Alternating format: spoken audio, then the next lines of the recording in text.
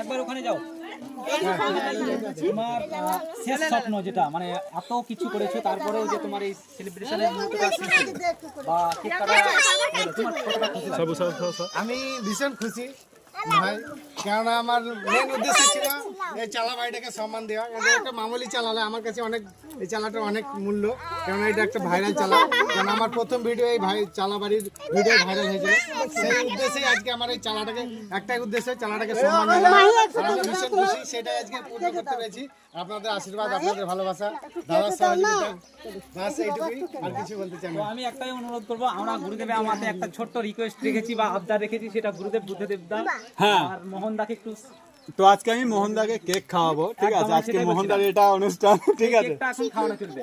ওকে, সবাই একটু দেখো ভালো করে, আর হাততালি হবে এখানে, ঠিক আছে? মোহন দাকে কেক খাইয়ে দিচ্ছে।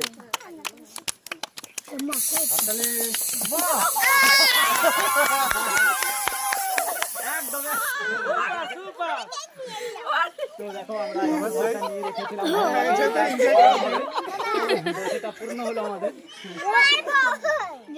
তো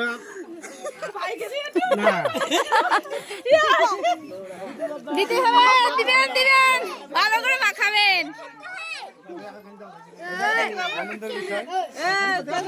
সবাইকে খানি করে